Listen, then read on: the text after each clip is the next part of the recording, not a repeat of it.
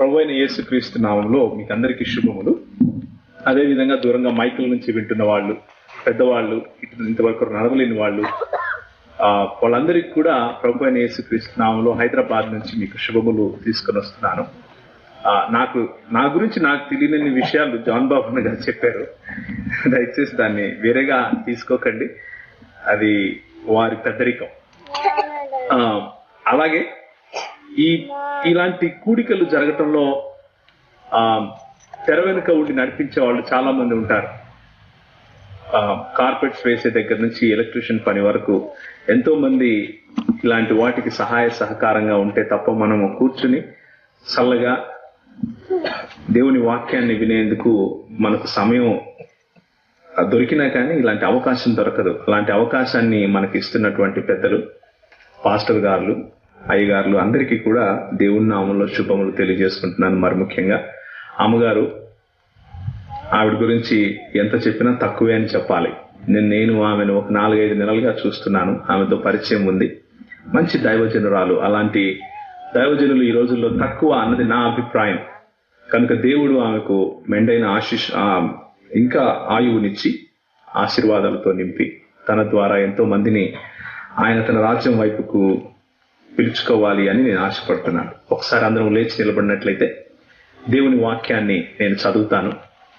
శ్రద్ధతోనూ గౌరవంతోనూ దేవుని వాక్యం పట్ల మనకున్నటువంటి గౌరవాన్ని మనం చాటుతూ లేచి నిలబడదాం. దయచేసి ఆదికాండము 48వ అధ్యాయము. ఆదికాండము 48వ అధ్యాయము. నేను తెలుగు భాషలో చదువుతాను. మీరు ఏ భాషలో మీరు బైబిల్ చదువుతున్నప్పటికీ మీ భాషల్లో నేను చదివే వాక్య భాగాన్ని మీరు అనుకరించండి, వినండి, గౌరవంగా దానిని స్వీకరించండి. ప్రభు అయిన యేసుక్రీస్తు వారు మన దేవుడు, మన రక్షకుడు. సాతానుడు ఈ వాక్యాన్ని దొంగిలించకుండా, ఒక్క పట్టించకుండా మీ హృదయాల్లో పనిచేయులాగున మీరు సిద్ధపడమని మిమ్మల్ని ఆహ్వానిస్తున్నాను. 48వ అధ్యాయము 15 నుంచి నేను చదువుతున్నాను. 15-16 వచనాలు. అతడు యోసేపును దీవించి, నా పితరులైన అబ్రహాము, ఇస్సాకులు ఎవని ఎదుట నడుచుచుండిరో ఆ దేవుడు, నేను పుట్టినది మొదలుకొని నేటి వరకును నన్ను ఎవడు పోషించెనో ఆ దేవుడు, అనగా సమస్తమైన కీడులలో నుంచి నన్ను తప్పించిన దూత ఈ పిల్లలను ఆశీర్వదించునుగాక. నా పేరును అబ్రహాము, ఇస్సాకులను, నా పితరుల పేరును వారికి పెట్టబడును గాక. భూమి యందు వారు బహుగా విస్తరించుదురుగాక అని చెప్పాను. ప్రేమ కలిగిన తండ్రి, కృప కలిగిన దేవా, నీ వాక్యాన్ని, సరళమైన నీ విశ్వాసాన్ని చెక్కు చెదరకుండా మా హృదయాల్లో నింపి మేము మీ కొరకు ఎదుగులాగున, నీ కొరకు ఫలించులాగున నీ వాక్యము, నీ ఉదక స్నానంతో నీ సంఘాన్ని ప్రభువా మీరు శుభ్రపరిచి ఈ నిష్కలంకమైనది గాను, ఏ మచ్చ లేని, ఏ మడత లేని ఒక సౌందర్యవంతమైన పెండ్లి కుమార్తెగా మీరు తీర్చిదిద్దుతున్న మీ పనిని బట్టి మీకు వందనాలు తెలియజేస్తున్నాను. మీరు కట్టుకుంటున్నటువంటి ఈ ఇంట్లో నీ సంఘము నేర్పించినటువంటి నీ మాటలు నీ ప్రజలతో పలుకుచుండగా వాటిని సాతానుడు వక్రం పట్టించకుండా మీరు కాచి కంచె వేసి మా హృదయాలను తాకి ఈరోజు మీ వాక్యము చేత మమ్మల్ని ప్రభువా సంధించమని యేసుక్రీస్తు వారి శ్రేష్టమైన నామంలో అడిగి వేడుకుంటున్నాం తండ్రి.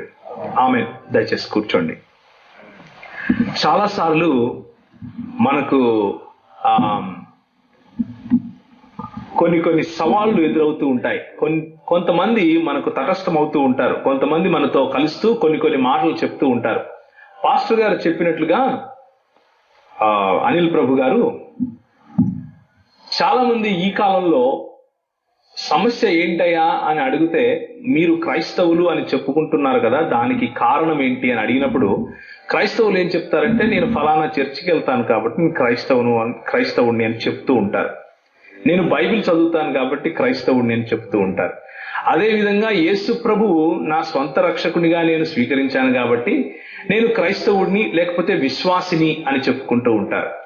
ఈ అన్ని ఆన్సర్స్, ఈ అన్ని సమాధానాలు సరైనమైనప్పటికీ మనము క్రైస్తవులము అని పిలవటానికి ఒకానొక రోజు ఒక 2000 సంవత్సరాల క్రితము కొంతమంది ఇలాంటి క్రైస్తవ విశ్వాసులను, అంటే క్రీస్తు మీద విశ్వసించిన వారిని, క్రీస్తు అనే నామమును, యేసుక్రీస్తు అనే ఒక యూదుడిని చంపి ఆయన తిరిగి లేచి 3వ రోజు పునరుత్థానుడై తిరిగి రాబోతున్నాడు అన్న అపోస్తలుల బోధను నమ్మిన వారిని చూసి ఎగతాళి చేస్తూ నవ్వుతూ ఈడు క్రైస్తవుడురా అన్నారు. అదేదో గొప్ప పదము అని అనుకోకండి. అంటే ఒకవేళ మీరు ఇలా ఇక్కడ కూర్చొని ఉన్నారనుకోండి, ఎవరైనా దొంగతనం చేసిన వాడు అలా వెళ్తూ ఉంటే వాడిని చూసి వెక్కిరిస్తూ ఎగతాళి చేస్తూ వాడు దొంగరా అంటారు కదా, ఆ విధంగా మనల్ని చూసి, క్రీస్తు పైన విశ్వసించిన వారిని చూసి ఎగతాళి చేస్తూ గేలిగా అన్న పదం క్రైస్తవుడు. కానీ లోకము ఎవరినైతే ఎగతాళి చేసిందో, గేలి చేసిందో అదే ఒక సంఘముగా మారి, క్రైస్తవుల సమూహముగా మారి, క్రీస్తు సంఘముగా మారి, క్రీస్తు ఒకానొక రోజు వచ్చి తీసుకుని వెళ్లే సంఘము, క్రీస్తు ఒకానొక రోజు తనను పెండ్లి చేసుకునే పెండ్లి కుమార్తెగా, ఆయన వధువుగా ఆయన మనల్ని తయారు చేస్తున్నాడు. కాబట్టి గర్వంగా మనం క్రైస్తవులమని చెప్పుకోవాలి. మన జీవితంలో ఏదైనా ఉంది గర్వించదగ్గ విషయము అంటే, నా చదువు కాదు, నా అందము కాదు, నా భాషలు కాదు, నా భోజనము కాదు, నా ఆస్తులు కాదు, ఇంకేవి కాదు, కేవలము క్రీస్తు మాత్రమే అని పౌలు చెప్తాడు. ఆ మాట మనం చెప్పగలగాలి. అలా చెప్పిన వాడు క్రైస్తవుడు, అలా చెప్పిన స్త్రీ క్రైస్తవురాలు, అలా చెప్పిన కుటుంబము క్రైస్తవ కుటుంబము, అలా చెప్పిన ఊరు క్రైస్తవ గ్రామము. చందోలు గ్రామంలో ఉన్నటువంటి ఈ పల్లె క్రైస్తవ గ్రామముగా ఉండాలి అని నేను మనస్ఫూర్తిగా ఆశిస్తూ మీతో కొన్ని మాటలు పంచుకోవాలనుకుంటున్నాను. అలాంటి క్రైస్తవులకు క్రైస్తవేతరులు కొన్ని ప్రశ్నలు వేస్తూ ఉంటారు. ఎలాంటి ప్రశ్నలు వేస్తూ ఉంటారంటే, ఏమయ్యా నువ్వు క్రైస్తవునివి అని చెప్తున్నావు, బాగానే ఉంది, నీ క్రీస్తు దేవుడా అంటారు. ఎక్కడ చెప్పాడు? ఎవరితో చెప్పాడు? నువ్వు వెళ్ళి ఆదివారం అయినా పొద్దున్నే వెళ్ళిపోయి డప్పు కొట్టేస్తూ పాట పాడుతూ ఉంటారు, ఆయనకు ఆరాధనలు చేసేస్తూ ఉంటారు. ఎవరు చెప్పారా ఆరాధనలు చేయమని? ఆయన ఒక మనుషుడు, ఆయన నీలాగా నాలాగా ఒక తల్లికి పుట్టాడు, ఆయన నీలాగా నాలాగా ఎదిగాడు. చూడండి, లూకా రాసిన సువార్త 2వ అధ్యాయం 52వ వచనంలో ఏముంటుంది? యేసు ప్రభువు ఎలా ఎదిగాడంట? ఎవరన్నా చదవండి అమ్మా. యేసు జ్ఞానమందును, వయస్సు ఎందును, దేవుని దయ ఎందును, మనుషుల దయ ఎందును వర్ధిల్లుచుండెను. మరి యేసుక్రీస్తు దేవుడు అంటారేంటే? ఆయన చిన్న బాలుడిగా పుట్టాడు. పుట్టి బెత్లెహేములో పుట్టిన తర్వాత ఆయన మనుషుల దయందు, దేవుని దయందు, జ్ఞానమందు, బుద్ధి ఎందు, వివేకమందు, శరీరమందు ఆయన ఎదుగుతూ వస్తూ ఉంటే ఆయన మనుషుడుగాక దేవుడు అంటారేంటి మీరు అని ప్రశ్నించేవారు మీకు ఒకవేళ బహుశా తగిలిండొచ్చు. అలాంటి ప్రశ్నలు కూర్చున్నటువంటి, లేకపోతే అలాంటి క్రైస్తవ మూల సిద్ధాంతం పైన ఈరోజు క్రైస్తవ మూల సిద్ధాంతం ఏంటి అంటే క్రీస్తు దేవుడు అన్న సిద్ధాంతం. క్రీస్తు దేవుడు అన్న విశ్వాసము గనక మనలో నుంచి తీసివేస్తే, యేసుక్రీస్తు దేవుడిగా ఉండి తన్ను తాను రిక్తునిగా చేసుకుని మన కోసం మన మానవ రూపంలో వచ్చి, ఆయన మానవ రూపం మాత్రమే కాదు, నీకు నాకు నా కాళ్ళు కడిగే సేవకుని రూపము కూడా దాల్చి మరణము వరకు ఆయన సేవకునిగా మారి, ఆయన తను తాను రిక్తునిగా చేసుకొని మరణించి తిరిగి లేచిన క్రైస్తును గనక మనం ప్రకటించకపోతే మన విశ్వాసం వ్యర్థం అని పౌలు అంటాడు. మన విశ్వాసం ఏంటంట? వ్యర్థం. అంటే యేసుక్రీస్తు గనక దేవుడు కాకపోతే మీరు నేను క్రైస్తవులమని చెప్పుకోవాల్సిన అవసరం లేదు. వేరేది ఏదైనా పేరు పెట్టుకోవచ్చు. మన కులం పెట్టి ఎవరైనా పిలిచినా కానీ ఇందులో తప్పలేదు. ఇంకా మనం క్రైస్తవులం ఎప్పుడు అంటే నిజంగా క్రీస్తు దేవుడు అయినప్పుడే. యేసుక్రీస్తు దేవుడు అయినప్పుడు మాత్రమే. యేసుక్రీస్తు దేవుడు కాదు అని చెప్పటానికి ఎవరైతే మీ దగ్గరకు వచ్చి ప్రశ్నలు వేస్తూ ఉంటారో వాళ్ళు నువ్వు చదివే 66 పుస్తకాలు ఉన్నటువంటి బైబిల్ గ్రంథాన్ని తీసుకొని వస్తారు. నువ్వు చదివే 66 పుస్తకాలు ఉన్నటువంటి బైబిల్ గ్రంథాన్ని తీసుకుని వచ్చి ఎక్కడుందో చూపించు, ఎక్కడన్నాడు యేసు ప్రభు నేను దేవుడిని నన్ను ఆరాధించని చూపించు అని సవాలు విసురుతూ ఉంటారు. మనవాళ్ళు కొంచెమో కొద్దో గొప్ప విషయ పరిజ్ఞానం ఉన్న వాళ్ళు ఒకవేళ మాట్లాడినా గాని, నిజానికి సిగ్గుకరమైన విషయం ఏంటి అంటే మన బైబిల్లో పొరుగువాడు మన బైబిల్ను చదివి మన బైబిల్లో నుంచే ప్రశ్నలు వేసి మనల్ని కంగారు పెట్టి కన్ఫ్యూజ్ చేసి ఏం చేస్తూ ఉంటాడు? భ్రష్టు పట్టిస్తూ ఉంటాడు. అలాంటి వాళ్ళు టీవీల మీద, యూట్యూబ్ల మీద, పోస్టర్ల మీద, కరపత్రాల మీద ప్రతి చోట్ల కనిపిస్తూనే ఉన్నారు. దురదృష్టమైనటువంటి పరిస్థితి సంఘానికి ఉన్నది ఏంటి అంటే ఈరోజు అలాంటి వాళ్ళు సంఘానికి బయట మాత్రమే కాదు, లోపల కూడా ఉన్నారు.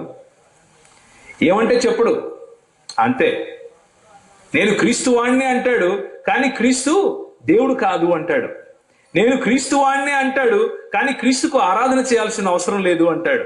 నేను క్రీస్తు వాణ్ణి అంటాడు, కానీ క్రీస్తు మానవుడు మాత్రమే అంటాడు. నేను క్రీస్తుకు సంబంధించిన వాడిని అంటాడు, కానీ క్రీస్తు ప్రవక్త మాత్రమే అంటాడు.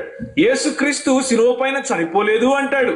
ఒకడొచ్చి యేసుక్రీస్తు శిలువ పైన చనిపోయేది కాదు, ఆయన కేవలం గాయాలయ్యాయి మళ్ళా తిరిగి లేచి వచ్చేసాడు అంటాడు.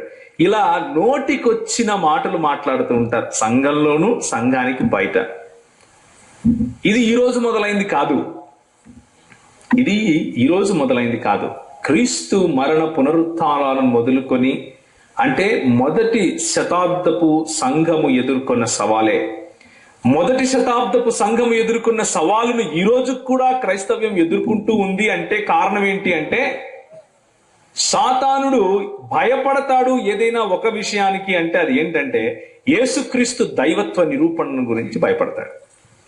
యేసుక్రీస్తును గూర్చినటువంటి గలిబిలి ప్రజలలో లేపితే చాలు అని ఆశపడుతూ ఉంటాడు.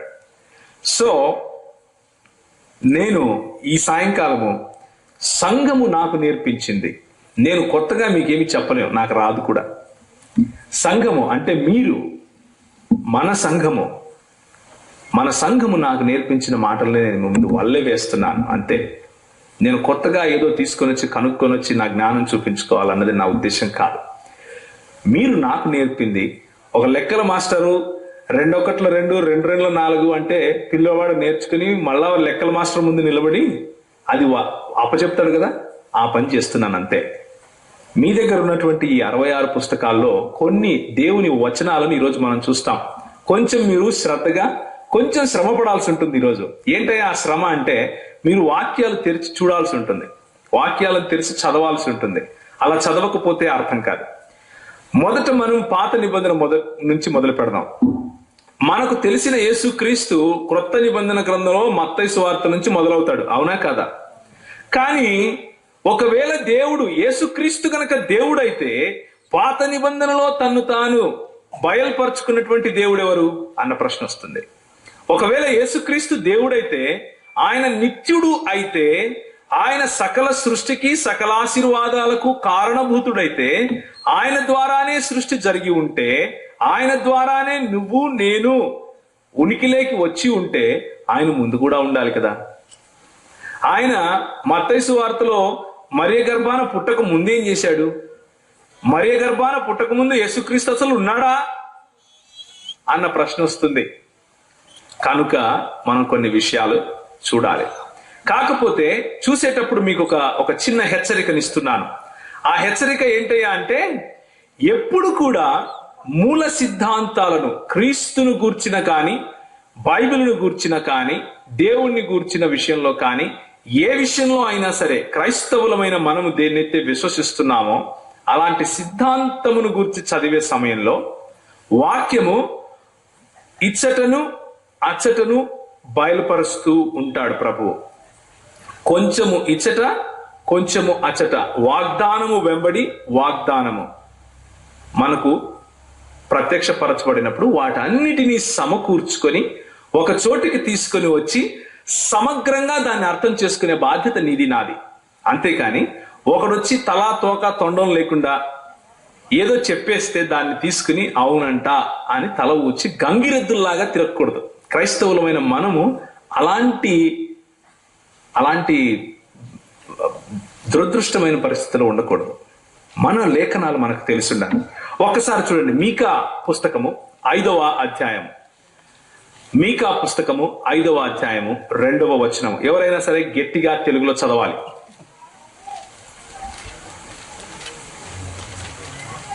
మీకా పుస్తకము పాత నిబంధనలోనే ఉంటుందమ్మా, ఆఖరి పుస్తకాలలో మీకు కనిపిస్తుంది.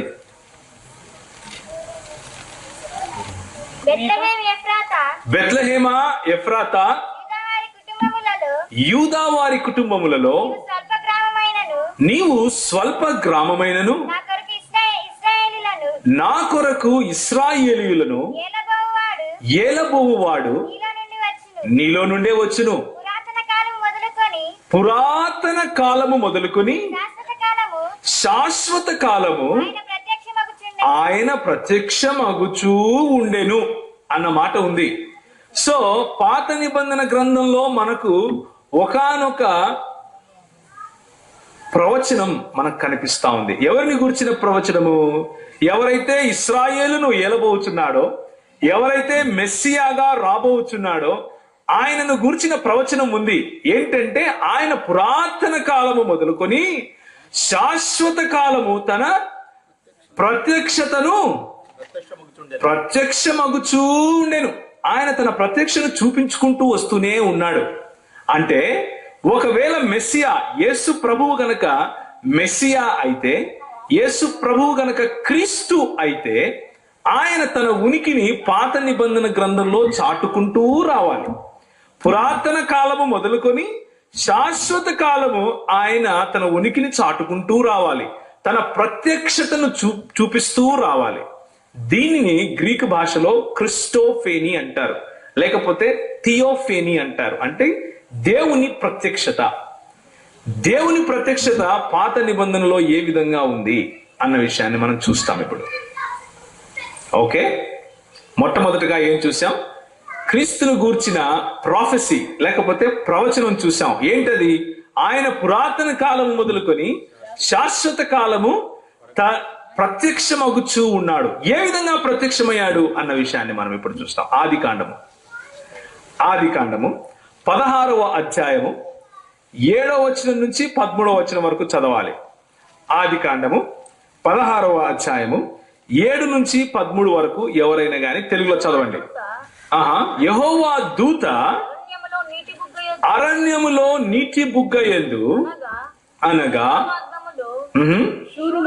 శూరు మార్గములో ఆమెను కనుగొని శారాయి దాసివైన హాగరు ఎక్కడి నుండి వచ్చితివి, ఎక్కడికి వెళుచున్నావు అడిగినందుకు అది ఓకే. అప్పుడు యెహోవా దూత నీ యజమానురాలు యొద్దకు తిరిగి వెళ్ళి ఆమె చేతి కింద అణిగి ఉండమని దానితో చెప్పెను. మరియు యెహోవా దూత నీ సంతానమును నిశ్చయముగా విస్తరింపచేసేదను, అది లెక్కింప వీలు లేనంతగా విస్తారమవునని దానితో చెప్పాను. చాలమ్మా.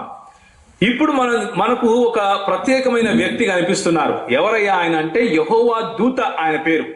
ఆ యెహోవా దూత హాగరును చూసి, ఆమె పడుతున్న బాధలు చూసి, ఆమె అరణ్యంలో ఎక్కడ చనిపోతుందో, ఎక్కడ బాధపడిపోతుందో అని నువ్వు బాధపడకమ్మా, తిరిగి వెళ్ళిపో నీ దాసి దగ్గరికే, నేను నిన్ను ఆశీర్వదిస్తాను, నేను నీ కుటుంబాన్ని హెచ్చిస్తాను, నీకు ఎంతో మంది పిల్లలను ఆశీర్వదించి వాళ్ళను బలపరుస్తాను అని చెప్పి వాగ్దానం చేసి పంపించేస్తున్నారు. ఎవరు? యెహోవా దూత. యెహోవా ఆశీర్వదించాలి, కానీ యెహోవా దూత ఆశీర్వదించటం ఏంటి అన్నదే ప్రశ్న. ఎవరు ఈ యెహోవా దూత?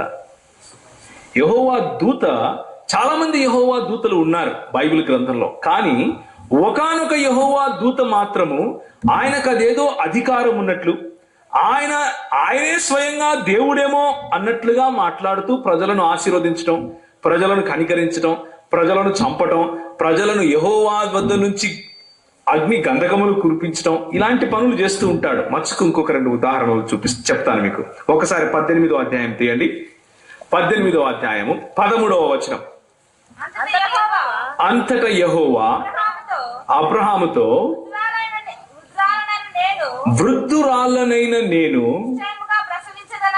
నిశ్చయముగా ప్రసవించదనా అని సారా నవ్వనేలా,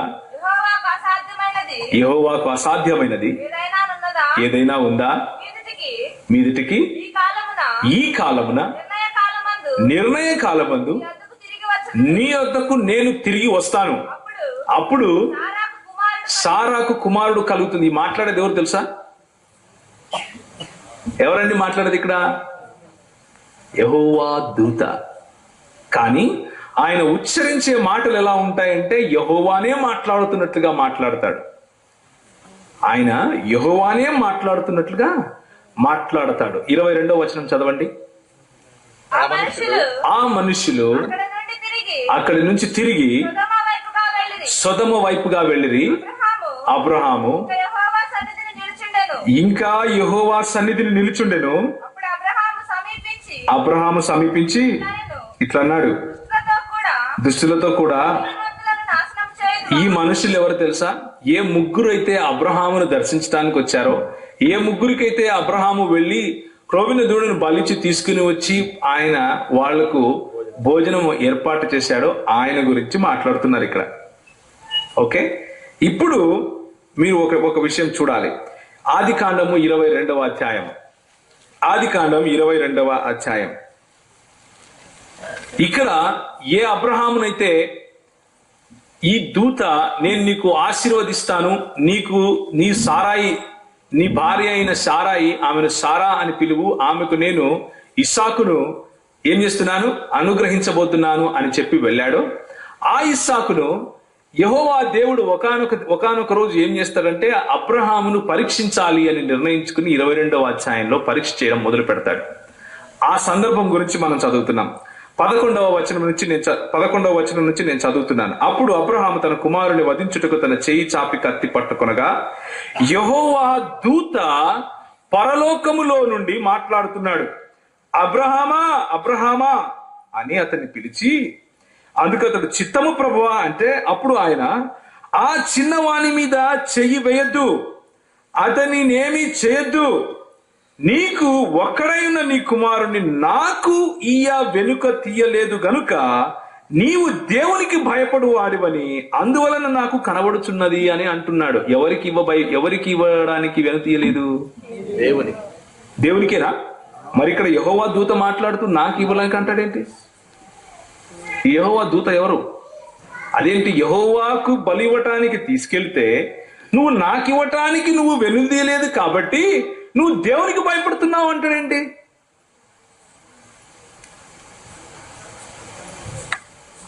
ఇరవై అధ్యాయము 1వ వచనం చదవండి, చూద్దాం. ఒకవేళ మాట్లాడింది ఎవరు? ఆ సంగతులు జరిగిన తర్వాత దేవుడు అబ్రహామును పరిశోధించెను. ఎట్లనగా ఆయన దేవుడు పరిశోధించాడు.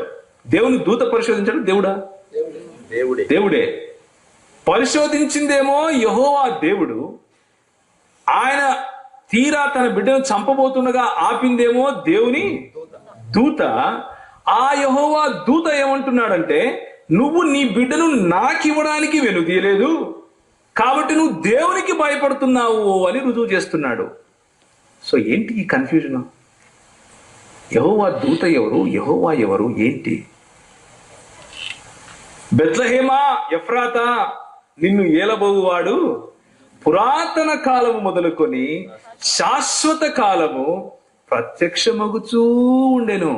ఏ మెస్సియా గురించి అయితే ఆ ప్రవచనం జరిగిందో ఆ మెస్సియా మనకు పురాతన కాలము నుంచి ప్రత్యక్షమవుతూనే వస్తున్నాడు. విశ్వాసులకు తండ్రి అయిన అబ్రహాముకు ప్రత్యక్షమయ్యాడు, తన కుమారుడైనటువంటి ఇస్సాకుకు ప్రత్యక్షమయ్యాడు, ఆయన కుమారుడైనటువంటి యాకోబుకు కూడా ప్రత్యక్షమయ్యాడు. అందుకనే యాకోబు పిలిచాడు, యోసేపు ఇక్కడ రా, నేను చచ్చిపోతున్నానయ్యా, నీకు ఒక మాట చెప్పి చచ్చిపోతాను అని చెప్పి, నిన్ను ఆశీర్వదించి చచ్చిపోతాను అని చెప్పి పిలిచాడు.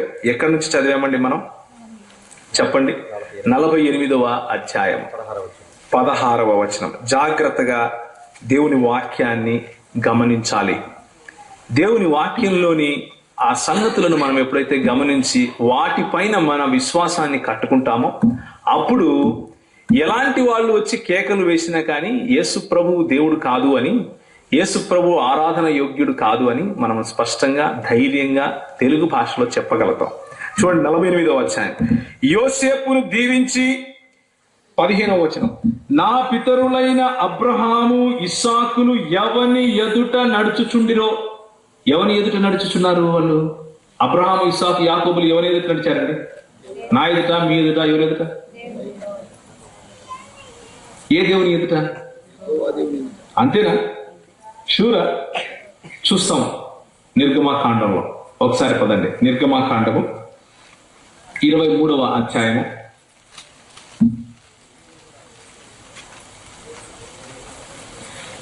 ఒకసారి నిర్గమాకాండం 23కు వెళ్ళటానికి ముందు ఒక మాట చూడండి. నిర్గమాకాండము 3వ అధ్యాయం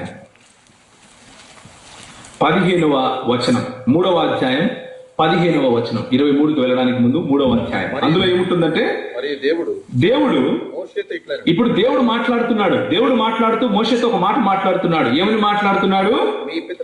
మీ పితరుల దేవుడైన యెహోవా అనగా అబ్రహాము దేవుడు, ఇస్సాకు దేవుడు, యాకోబు దేవుడైన నేను యెహోవా మీ యొద్దకు నన్ను పంపినని నీవు ఇశ్రాయేలుతో చెప్పవలెను. నిరంతరము నా నామము ఇదే అని స్వయానా దేవుడు నిలబడి తన ఆధార్ కార్డు చూపిస్తున్నాడు. పాస్పోర్ట్, ఆధార్ కార్డు ఏదైతే మనకు గుర్తింపు కార్డు ఉంటుందో అలా గుర్తింపు కార్డు చూపిస్తున్నాడు. ఏంటయ్యా నీ గుర్తింపు కార్డు ఏంటయ్యా? నేను వెళ్తున్నాను, బానే ఉంది, చందోలకి వెళ్ళి సువార్త చెప్పాలి.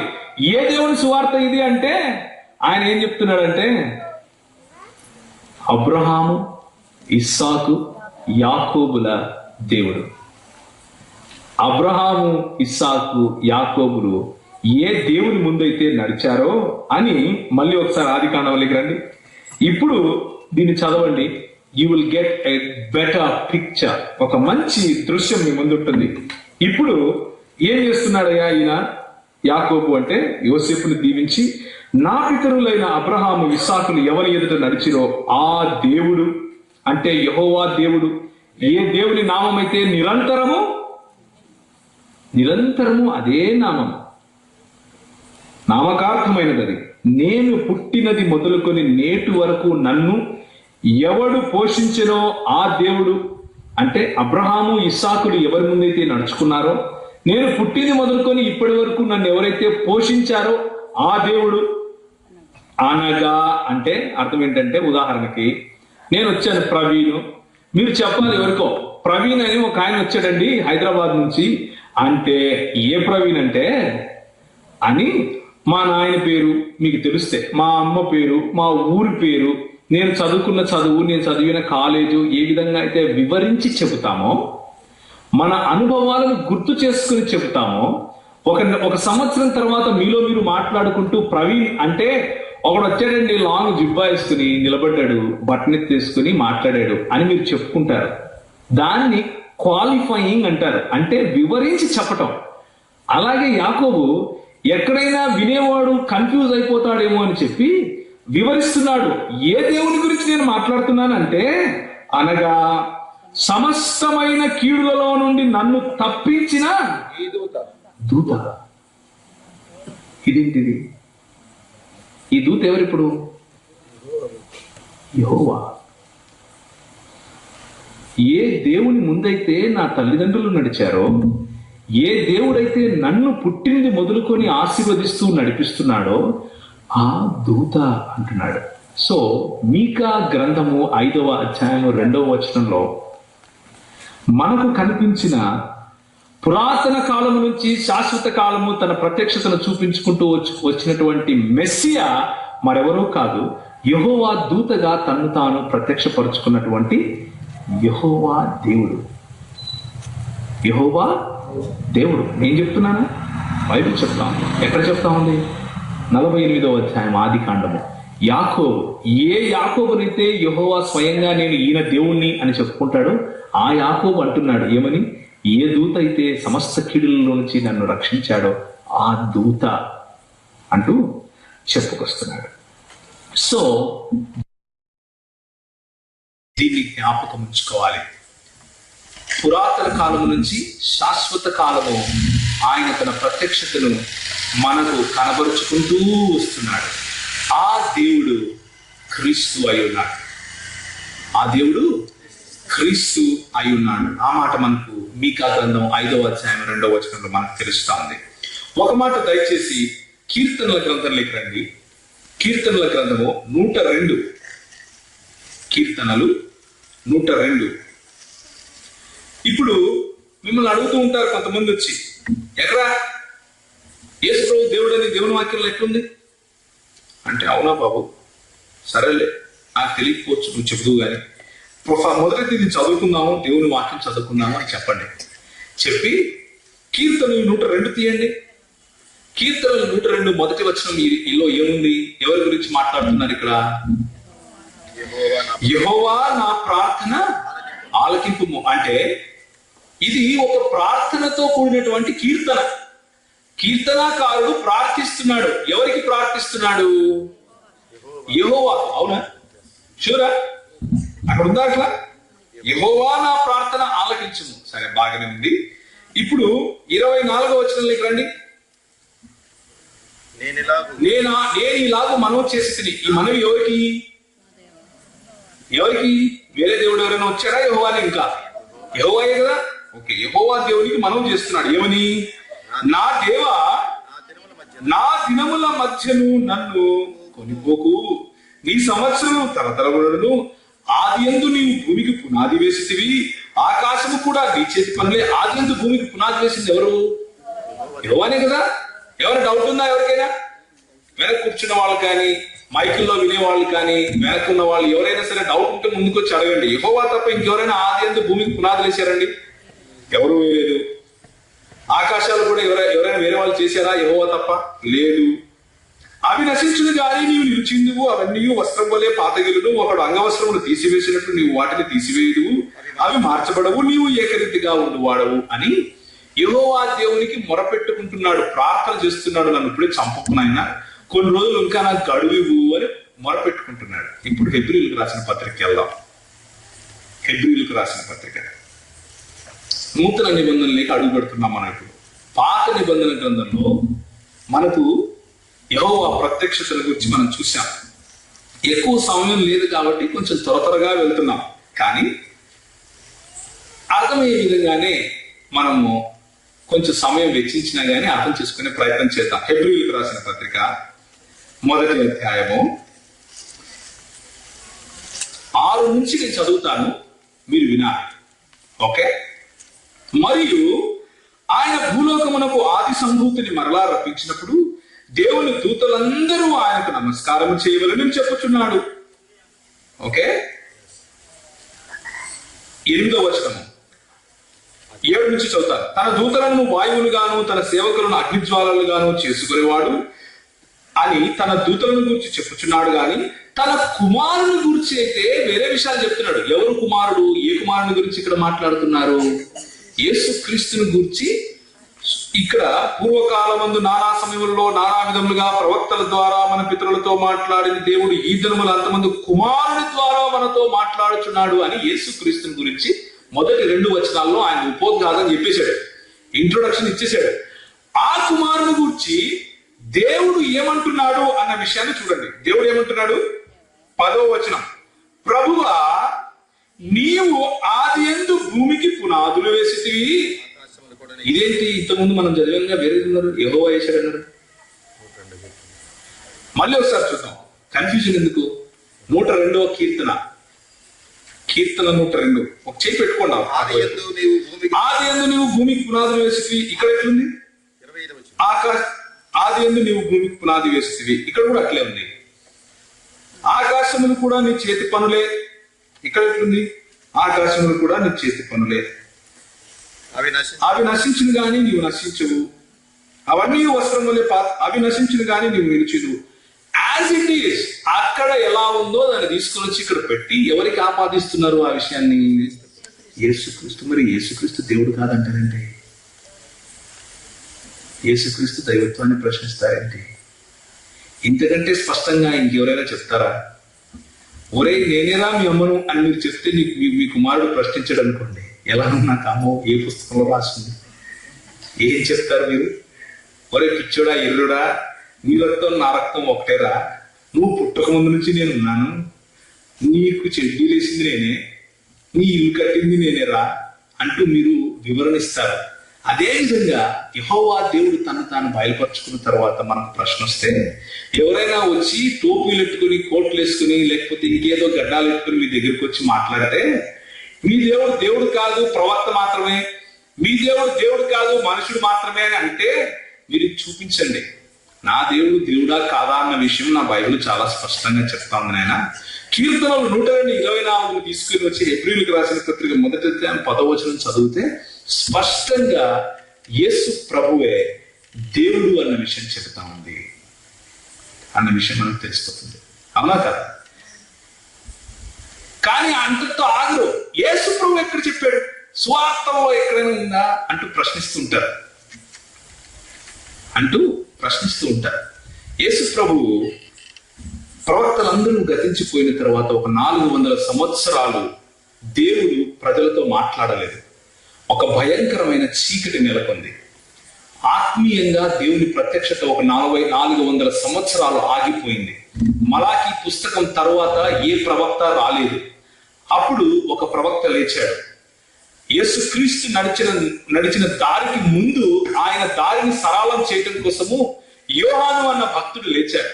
యోహాను అన్న ప్రవక్త లేస్తూ ఆయన బయలుదేరుతూ మాట్లాడుతున్నాడు. ఆయన బయలుదేరుతూ యేసు ప్రభువును గూర్చిన మాటలు మాట్లాడుతూ, నా వెనుక వచ్చేవాడు నాకంటే గొప్పవాడయ్యా, ఆయన చెప్పుల వారును కూడా నేను తీయటానికి యోగ్యుణ్ణి కాదు అని చెబుతూ వస్తున్నాడు. ఆ యోహాను ఏమంటున్నాడు అంటే, ఆ యోహాను యేసుక్రీస్తుని గురించి కొన్ని మాటలు మాట్లాడుతున్నాడు. ఏమని మాట్లాడుతున్నాడో చూడండి. 12వ అధ్యాయం, యోహాను సువార్త 12వ అధ్యాయం. మీరు ఒకవేళ బైబిల్ సరిగ్గా ఇటు అటు తిప్పలేని పరిస్థితిలో ఉంటే పర్వాలేదు, మీరు రాసుకోండి చాలు.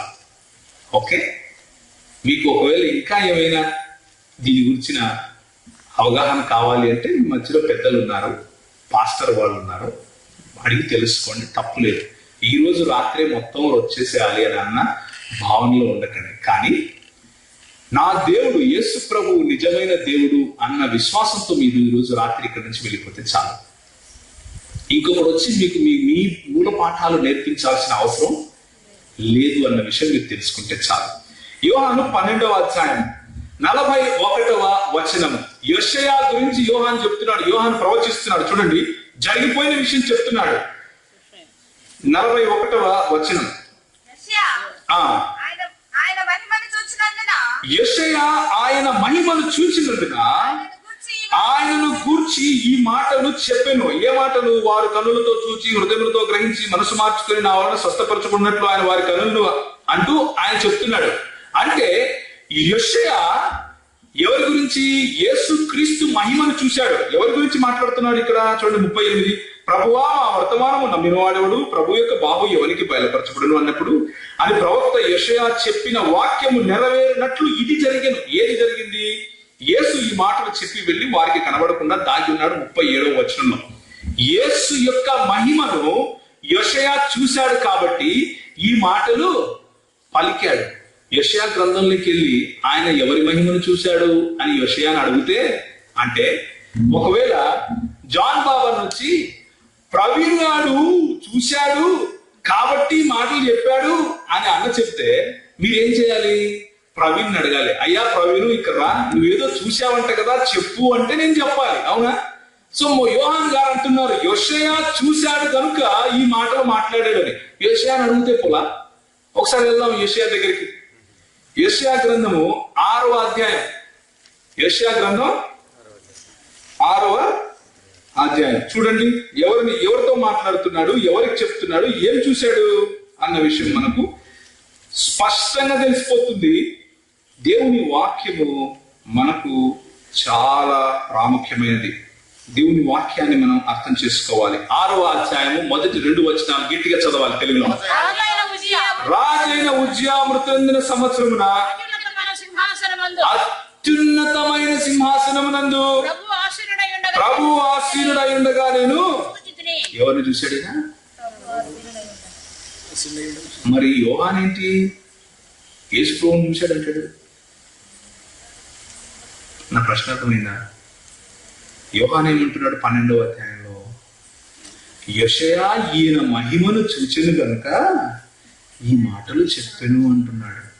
ఇక్కడ యోషయా చూసింది ఎవరిని?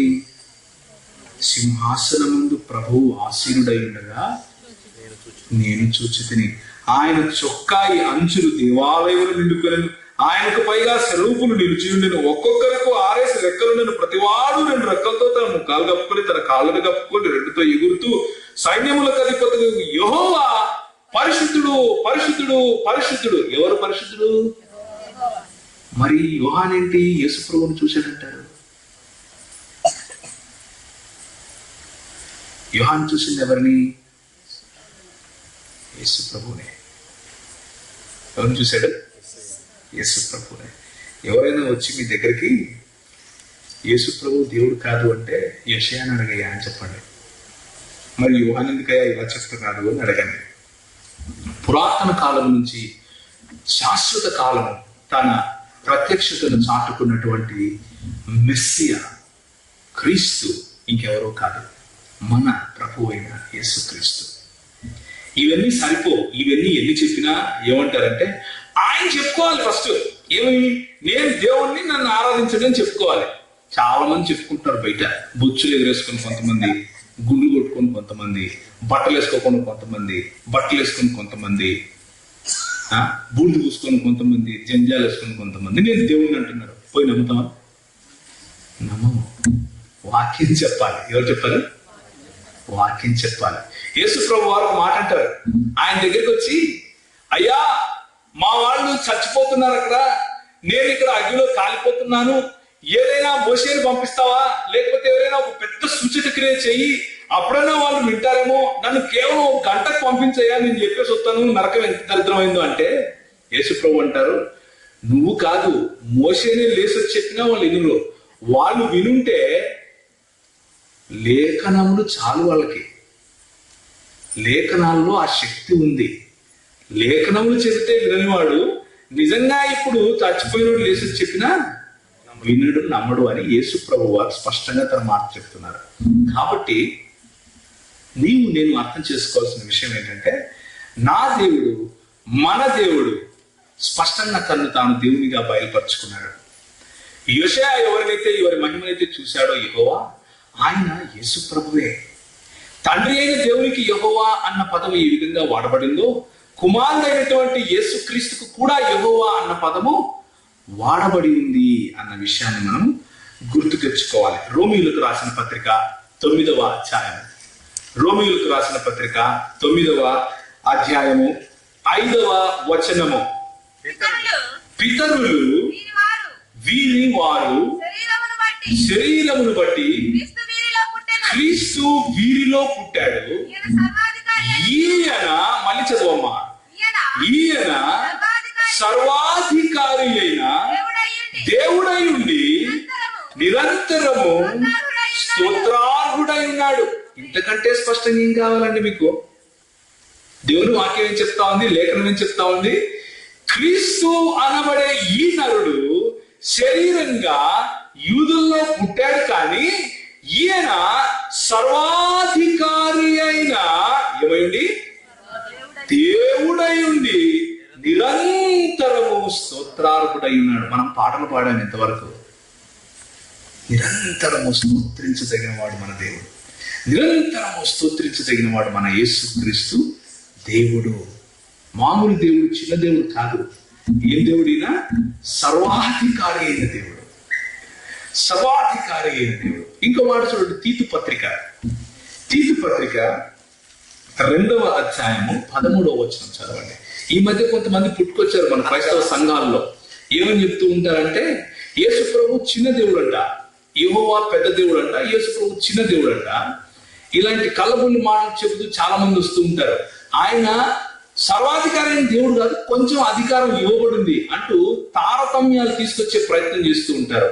ధైర్యంగా చెప్పండి, నా దేవుడు సర్వాధికారి అయిన దేవుడును నిరంతరము స్తోత్రార్హుడైనాడు. తీతు రాసిన పత్రిక 2వ అధ్యాయము, అనగా మహాదేవుడును మన రక్షకుడును ఆయన. ఇప్పుడు యేసుక్రీస్తు ఏ దేవుడు అండి? చిన్న దేవుడా? అంటే కొంచెం పొట్టిగా ఉంటాడా, సన్నగా ఉంటాడా, తక్కువ తింటాడేమో? గూగుల్కి పట్టించి కొడతాడు ఒకరోజు. ఇలాంటి పిచ్చి మాటలు మాట్లాడితే గూగుల్ని పట్టించి కొడతాడు ఒకరోజు. ఆయన నిరంతరం స్తోత్రార్హుడై ఉన్నాడు. ఆయన మహాదేవుడు, మన రక్షకుడు ఆయన యేసుక్రీస్తు ప్రభు. 1 యోహాను 5వ అధ్యాయం. నేను ముగిస్తాను, ఎక్కువసేపు చెప్పను. 1 యోహాను 5వ అధ్యాయం. 1 యోహాను 5వ అధ్యాయం 20 నుంచి 21 వరకు చదవాలి. ఈ యోహాను భక్తుడు ఎలాంటి వాడో తెలుసా? ఆయన ఎప్పుడు ప్రేమించుకుండయా అని నవ్వుతూ చెప్పే వ్యక్తి. ఈయన మాత్రమే అంతం వరకు ఒకరు చంపితే చనిపోలేదు, ఆయన అంతటా ఆయన చనిపోయాడు పాపం. ఈయన మాత్రమే చాలా ప్రేమ కలిగిన వాడు. ఈ దేవుణ్ణి ప్రేమస్వరూపి అన్నవాడు ఈయనే, దేవుడు ప్రేమయున్నాడు అన్నవాడు ఈయనే. ఈయన దేవుని గురించి మాట్లాడుతూ సత్యం గురించి మాట్లాడుతూ ఈ మాటలు మాట్లాడుతున్నాడు. 20-21 5వ అధ్యాయం చదవాలి గట్టిగా. మనము సత్యవంతుడైన వారిని ఎరుగవలనని దేవుని కుమారుడు వచ్చి మనకు వివేకాన్ని, అంటే అర్థం చేసుకునే శక్తిని అనుగ్రహించవలనని ఎరుగుదుము. మనము దేవుని కుమారుడైన యేసుక్రీస్తునందు ఉన్నవారమై సత్యవంతుని యందు ఉన్నాము. ఇప్పుడు సబ్జెక్ట్ ఎవరు ఇక్కడ? యేసుక్రీస్తు. ఎవరి యందు ఉన్నాం మనము? యేసుక్రీస్తు యందు ఉన్నాం కాబట్టి సత్యం యందు ఉన్నాము. ఈ యేసుక్రీస్తుని గురించి ఈ ఆఖరి మాట మాట్లాడుతున్నాడు. ఏమని మాట్లాడుతున్నాడు? ఏనా యేసుక్రీస్తే నిజమైన దేవుడు. అంటే అబద్ధమైన దేవుడు గురించి ఉంటాడా? నిత్య జీవము నిజమైన దేవుడు యేసుక్రీస్తు మాత్రమే. ఆయనే అంటే ఆయన తప్ప ఇంకొకటి లేడని. కేక వేసినా ఉండడు, చిందులేసినా ఉండడు, చప్పట్లు కొట్టినా ఉండడు. ఎందుకు అంటే దేవుని వాక్యం చెప్తా ఉంది కాబట్టి. నీ వాక్యాన్ని పట్టుకొని వచ్చి నీకు చూపించి నీ దేవుడు కాదు అని చెప్తే నోరు మూసుకొని ఇంట్లో పడుకోకు. నీ వాక్యం చదివితే నువ్వు తిరిగి మాట్లాడగలుగుతావు. నీ వాక్యం పట్ల నీకు అవగాహన ఉంటే, పట్టు ఉంటే ధైర్యంగా మాట్లాడగలుగుతావు. అలా ప్రశ్నించే వాళ్ళ దేవాలయాల్లోకి నేను వెళ్ళాను, వాళ్ళ ప్రార్థనా మందిరాల్లోకి నేను వెళ్ళాను. వాళ్ళు చంపుతారేమో అని మీరు అనుకుంటారు. ఏమీ కాదు. సత్యము మన పక్షాన ఉన్నప్పుడు సత్యాన్ని ధైర్యంగా ప్రేమతో మాట్లాడాలి. ఎలా మాట్లాడాలి? ధైర్యంగా ప్రేమతో సత్యం చెప్పాలి. ఏంటయ్యా సత్యము అంటే, ఈయన సర్వాధికారి అయిన దేవుడును నిరంతరము స్తోత్రార్హుడై ఉన్నాడు. ఈయన మహాదేవుడును మన రక్షకుడును అయిన యేసుక్రీస్తు. ఈ యేసుక్రీస్తునందు ఉన్నాము, మనము సత్యవంతుని ఎందున్నాము. ఈయనే నిజమైన దేవుడు. హల్లెలూయా చెప్పండి దేవుడికి ఒకసారి. హల్లెలూయా. ఈయనకు మనము ఆరాధన చేయొచ్చా? చేయకూడదా? ఆరాధన చేయడానికి అర్హుడా కాదా? స్తోత్రార్హుడు ఈయన. ఆరాధనకు అర్హుడు కాదు, స్తోత్రార్హుడు ఈయన. ఈయనను ఒకసారి తోమా ఆయన కాళ్ళ మీద పడి, నా దేవా నా ప్రభు అంటే, నువ్వు ఆరాధించుకుంటారా పై నన్ను వెళ్ళిపో అని అనలేదు ఆయన. ఆయన తోమా చేసిన ఆరాధనను స్వీకరించాడు. తోమా ఇచ్చినటువంటి గౌరవాన్ని స్వీకరించాడు. ఆ దేవుని గురించి మనం మాట్లాడుకుంటున్నాం. ఆ దేవుడు ఇక్కడ ఉన్నంత కాలము తను వ్యక్తినిగా చేసుకుని నీలాగా నాలాగా ఆయన ఎదిగినప్పటికీ ఆయన ఇప్పుడు పరలోక రాజ్యంలో ఉండి ఏం చేస్తున్నాడో చెప్పండి ఒకసారి. చూడండి, రెవల్యూషన్స్ అంటే ప్రకటన గ్రంథము 5వ అధ్యాయం చాలా బాగుంటది, చాలా బాగుంటది. మీరు చదవవలసినటువంటి వచనము ప్రకటన గ్రంథము 5వ అధ్యాయము. ప్రకటన గ్రంథము 5వ అధ్యాయం. ఎవరైనా వచ్చి యేసుక్రీస్తుకు ఆరాధన చేయకుండా మీరు ఆయన దేవుడు కాదు అంటే ఇది చదవండి. 12వ వచనము, వారు వధింపబడిన గొర్రె పిల్ల శక్తియు ఐశ్వర్యమును. ఎవరు వధింపబడిన గొర్రె పిల్ల? ఇంకెవరిని చంపారా? పక్క బైబిల్ అయితే ఒకరి గురించి చెప్తుంది. కానీ బోధలు ఎలాగున్నాయంటే పౌలు అంటాడు ఒక మాట, మేము ప్రకటించని సువార్తను, మేము ప్రకటించని క్రీస్తును, మేము ప్రకటించని ఆత్మను, 3 విషయాలు చెప్తాడు. మీరు వాటిని పొందితే ఇక మీ కర్మరా నాయనా అంటాడు. అపోస్తలులు ప్రకటించిన క్రీస్తు ఎవరయ్యా అంటే ఈ క్రీస్తు వధింపబడిన గొర్రెపిల్ల శక్తియు, ఐశ్వర్యమును, జ్ఞానమును, బలమును, ఘనతయు, మహిమయు, స్తోత్రము పొందనరుగుడని గొప్ప స్వరముతో ఎక్కడ చెప్తున్నారు? పరలోకంలో. ఆయన ఆరాధన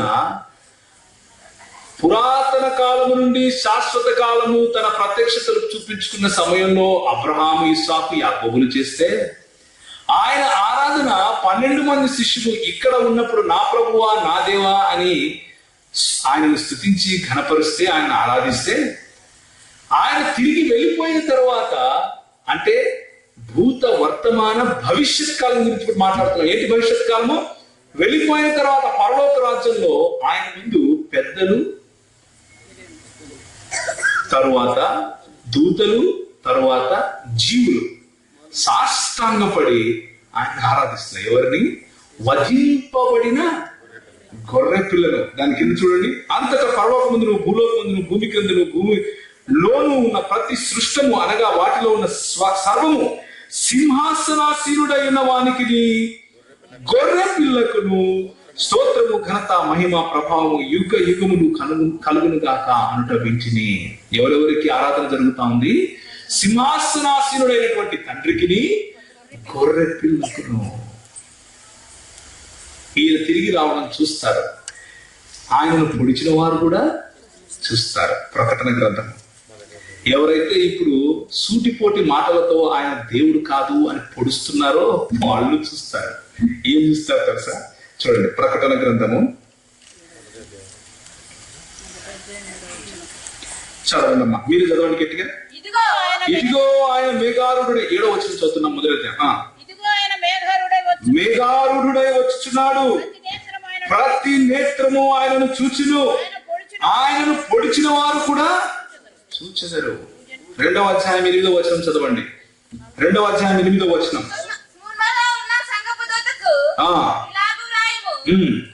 మొదటి వాడను కడపటి వాడను అయ్యుండి మృతుడై మరలా బ్రతికింది ఎవరండి? యేసుక్రీస్తు మాత్రమే చేశాడు. ఇంకెవరైనా చేశారా? లేరు. మొదటి వాడు కడపటి వాడు అని ఎవరు చెప్పుకుంటున్నారు తెలుసా? యెషయా గ్రంథము 41వ అధ్యాయము 4వ వచనం ఒకసారి తీయండి. యెషయా గ్రంథం 41వ అధ్యాయం 4వ వచనం గట్టిగా చదవాలి. ఎవడు దీనిని ఆలోచించి జరిగించను? ఆది నుండి మానవ వంశములను పిలిచిన వాడనైనా యెహోవానగు నేనే. ఇంకా చదవండి.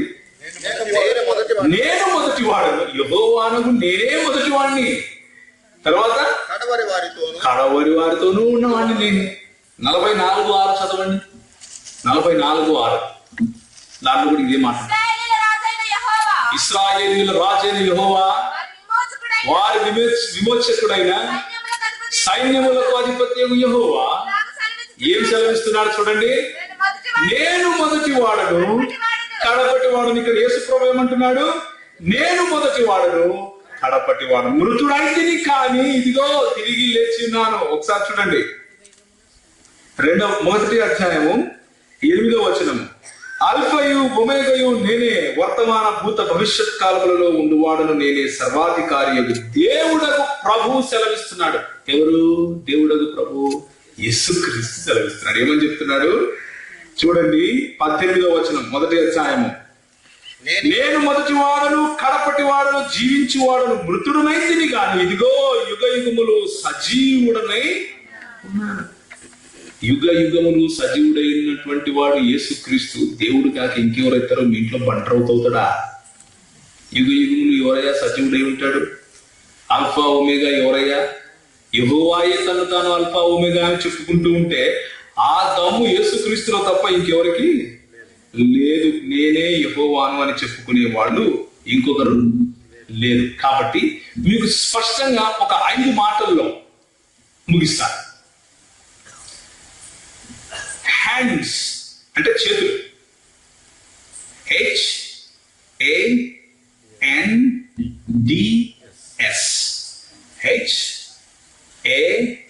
HANDS. హ్యాండ్స్ అంటే చేతులు. ఈ హ్యాండ్స్ అనే స్పెల్లింగ్ ని కనుక మీరు అర్థం చేసుకుంటే యేసుక్రీస్తు దైవత్వాన్ని నిద్రపోతూ ఎవరన్నా అడిగినా కానీ చెప్పగలుగుతారు. ఎవరు నిద్రపోతూ అడిగినా కానీ చెబుతారు. ఇప్పుడు చూడండి, hands. H stands for honor, అంటే దేవునికి రావాల్సినటువంటి మహిమ. దేవునికి ఏ మహిమనైతే రావాలో, దేవునికి ఏ ఆరాధన అయితే చెందాలో, దేవునికి ఏ ప్రార్థనలు అయితే చెందాలో, దేవునికి ఏ స్తుతి అయితే చెందాలో, దేవునికి తప్ప ఇంకెవరికి చెందకూడనిది ఏదైతే ఉందో అది కూడా యేసు ప్రభువుకు చెందింది. అది కూడా యేసు ప్రభువుకు చెందింది. ఆ విషయాన్ని మనం చూద్దాం. యోహాను 5వ అధ్యాయము, జాన్ చాప్టర్ 5. యోహాను 5వ అధ్యాయము 22, 23.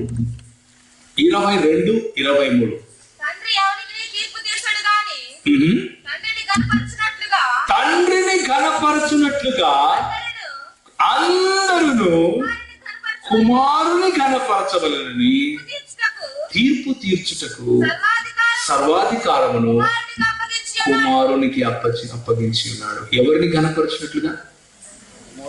తండ్రిని ఘనపరచినట్లుగా కుమారుని ఘనపరచాలి. నన్ను సారని పిలిచారనుకోండి, అంత మాత్రం నేను దేవుణ్ణి అయిపోను. నాకొచ్చి ఒకవేళ మీరు కాళ్ళు ముక్కారనుకోండి, అంత మాత్రం నేను దేవుణ్ణి అయిపోను. కానీ దేవునికి ఇచ్చు మహిమ నాకెవరైనా ఇస్తారా? దేవునికి ఏ విధంగా అయితే దేవుణ్ణి ఘనపరుస్తారో ఆ విధంగా నన్ను ఘనపరుస్తారా? దాన్ని ఏమంటారు క్రైస్తవులు? విగ్రహారాధన అంటారు, మనుషుని పూజ అంటారు, రాళ్లకు రప్పలకు మొక్కటము అంటారు. కానీ దేవుని వాక్యం ఏమని సెలవిస్తూ ఉందంటే, తండ్రిని ఏ విధంగా ఘనపరుస్తావో అదే విధంగా కుమారుని ఘనపరచాలి. కుమారుడు అంటాడు, నా కోసము తన ఇంటిని, తన ఇంటి వారిని, తన ఏదైనా సరే వదులుకొని వాడు నాకు పాత్రుడే కాదంటాడు. దేవునికి ఇవ్వవలసిన స్థానం కేవలం క్రీస్తు తీసుకుంటాడు. ఈయన దేవుడు అనక ఇంకేమంటావయ్యారు? హ్యాండ్స్ లో H స్టాండ్స్ ఫర్ ఆనర్, దేవుని యొక్క ఘనత. దేవునికి చెందవలసినటువంటి ఘనత కేవలము క్రీస్తుకు చెందటం, క్రీస్తుకు కూడా చెందటం. ఇంకెవరైనా బైబిల్ గ్రంథంలో దేవునికి పొందవలసినటువంటి ఘనతను పొందారా అని చూస్తే మన తలలో జుట్టు ఊడిపోతుంది, కానీ అలాంటి వాడు దొరకరు. వెతికి లాస్ట్కి అలసిపోయి ఇంట్లో పడుకుంటారు, కాబట్టి దొరకరు. A stands for attributes of God, అంటే దేవుని గుణ లక్షణాలు. దేవుని గుణ లక్షణాలన్నీ కూడా క్రీస్తులో పరిపూర్ణమై కనిపిస్తూ ఉంటాయి. కొలస్సీయులకు రాసిన పత్రిక ఇది మీరు అండర్లైన్ చేసుకోవాల్సినటువంటి వచనం. ఎలాంటి వచనం ఇది? అండర్లైన్ చేసుకోవాల్సినటువంటి వచనం. 15వ వచనం, 1వ అధ్యాయం 15వ వచనం. ఆయన అదృశ్య దేవుని స్వరూపి అయి సర్వ సృష్టికి ఆది సంభూతుడునై ఉన్నాడు. ఏలైనగా ఆకాశమందును భూమి యందును దృశ్యమైనవి అదృశ్యమైనవి ఏవైనా సరే, సింహాసనాలైనా ప్రభుత్వాలైనా ప్రధానులైనా అధికారులైనా సర్వము ఆయన యందు సృజింపబడి, సర్వము ఆయన ద్వారా ఆయనను బట్టి సృజింపబడి, ఆయన అన్నిటికంటే ముందుగా ఉన్నవాడు. సో ఈయన ఏమంటారండి? ఇక సృష్టికర్త అంటారు. దేవునికి ఉండవలసినటువంటి గుణ లక్షణాలు క్రీస్తులో కనిపిస్తాయి. ఆయన సృష్టికర్త, ఆయన చేత, ఆయన వలన, ఆయన యందు, ఆయనను బట్టి సృష్టి జరిగింది. ఆయన యందు సంచరిస్తూ ఉంటాము. ఆయన సమస్య అదృశ్య దేవుని స్వరూపి అయి ఉన్నాడు. ఏమై ఉన్నాడు? అదృశ్య దేవుని స్వరూపి అయి ఉన్నాడు. ఇది చాలా. సో ఆనర్ అట్రిబ్యూట్స్ అయిపోయాయి. ఎన్ నేమ్స్ అంటే యెహోవాకు మాత్రమే ఇవ్వవలసినటువంటి పేర్లు క్రీస్తుకు కూడా ఇవ్వబడ్డాయి, యేసు క్రీస్తుకు కూడా ఇవ్వబడ్డాయి. ఏంటి ఆ పేర్లు? చెప్పండి, ఏంటండి ఆ పేర్లు? యెహోవాకు మాత్రమే ఇవ్వాల్సినటువంటి పేర్లు ఏంటి? మనం ఇంతకుముందు చదివాం రెవల్యూషన్ లో, ప్రకటన గ్రంథం 1వ అధ్యాయం. ఏం చదివాం? మొదటి వాడు. ఈ పేరు ఎవరైనా తీసుకోగలుగుతారా? ఎవరికి ఇవ్వడానికి వీల్లేదు. యేసు ప్రభు మాత్రం సునాయాసంగా తీసుకుంటాడు. అవునా కదా? యెహోవా మాత్రమే నేను జీవాధిపతిని అంటాడు. యేసుక్రీస్తు ఏమంటాడు? నేను జీవాధిపతిని అంటాడు. యెహోవా మాత్రమే నేను జీవాన్ని కలుగజేస్తాను అంటే ఈయనంటాడు పునరుత్థానమును జీవమును నేనే అంటాడు. యెహోవా మాత్రమే నేను కాపరిని, మంచి కాపరిని అంటే ఈయనేమంటాడు? నేను మంచి కాపరిని అంటాడు. అవునా కదా? యెహోవాకు చెందవలసిన పేర్లు, యెహోవాకు మాత్రమే చెందవలసినటువంటి పేర్లు యేసు ప్రభు తన పైన తాను ఆపాదించుకుంటాడు. Honour, attributes, names. D stands for deeds అంటే పనులు. యెహోవా మాత్రమే చేసే పనులు, యెహోవాకు మాత్రమే సాధ్యమయ్యే పనులు యేసుక్రీస్తు కూడా చేస్తాడు. చనిపోయిన వారిని లేపి జీవం ఇచ్చే శక్తి దేవునికి తప్ప ఇంకొకరికి ఉండదు. యేసుక్రీస్తు చేస్తాడా? తీర్పు తీర్చే గుణము, తీర్పు తీర్చే పని యెహోవా తప్ప ఇంకొకరు చేయరు. యేసుక్రీస్తు చేస్తాడా? రక్షకుడు అని రక్షించగలవాడు, రక్షించుటకు యెహోవా చేతులు కురచ కాలేదు అని చెప్పుకునే మన దేవుడు రక్షించనేలపై ఉండినట్లు యెహోవా చేతులు కురచ కాలేదు అని ఏ రక్షకుడైతే చెప్పుకుంటాడో ఆ రక్షకుడు చేసే పని యేసుక్రీస్తు చేస్తాడు. మహాదేవుడు ఈయన మన రక్షకుడై ఉన్నాడు అని దేవుని వాక్యం చెబుతుంది. కాబట్టి నామములు, యెహోవాకు ఉండవలసిన నామములు కూడా యేసుక్రీస్తు పొందాడు. ఎస్ అంటే సీట్, లేకపోతే ఆయన సింహాసనము. యెహోవా కూర్చుండే సింహాసనములోనే యేసుక్రీస్తు కూర్చుంటాడు. మనం ప్రకటన గ్రంథం 5వ అధ్యాయంలో చదివాం. ఏమని చదివాం? మహాసింహాసనం మీద దేవుడును గొర్రెపిల్లైను కూర్చుని ఉంటే అందరూ సాగిలపడి తమ కిరీటాలు తీసి పక్కన పెట్టి ఆయన సాగిలపడి మొక్కుతున్నారు, ఘనపరుస్తున్నారు, ఆరాధిస్తున్నారు. Honour, attributes, names, deeds and seat అన్ని యెహోవాకు చెందినవన్నీ కూడా యేసుక్రీస్తు తనలో తాను ఆపాదించుకుంటూ తనకు కూడా చెందినవి అని చెప్పుకుంటూ వస్తాడు. కాబట్టి ఆయన యేసుక్రీస్తు నిజమైన దేవుడు అన్న విషయాన్ని మీకు బయలుపరుస్తున్నాను. మీలో మీ దగ్గరికి ఎవరైనా వచ్చి ఆయన నేనే దేవుణ్ణి అని ఎక్కడ చెప్పుకున్నాడయా అంటే ప్రకటన గ్రంథం చూపించండి. ప్రకటన గ్రంథంలో మాట్లాడేది యోహానో ఇంకెవరో కాదు, యేసుక్రీస్తే మాట్లాడుకుంటున్నాడు. ఏమని? ఒకసారి యాక్ట్స్ ఆఫ్ అపోస్టల్స్ అంటే అపోస్తలుల కార్యం ఒకసారి చూడండి. ఇది చూసిన తర్వాత నేను ముగిస్తాను. అపోస్తలుల కార్యములు. దేవుడు తన రక్తం ఇచ్చి కొన్న సంఘము, మీకు వచ్చి ఉండాలి. ఇది 20వ అధ్యాయము 28వ వచనము. దేవుడు తన రక్తం ఇచ్చి తన స్వరక్తము, ఉద్దరోళ్ళది కాదు, పక్కంటోళ్ళది కాదు, ఎవరిది? చూడండి, దేవుడు తన స్వరక్తం ఇచ్చి సంపాదించిన తన సంఘమును కాయుటకు పరిశుద్ధాత్మ మిమ్మల్ని దేవుని యొక్క అధ్యక్షులుగా. అంటే దేవుడు ఏ రోజు చచ్చిపోయా? ఎప్పుడు కాచారు? యెహోవా వచ్చి ఏ రోజైనా రక్తం కాచాడా?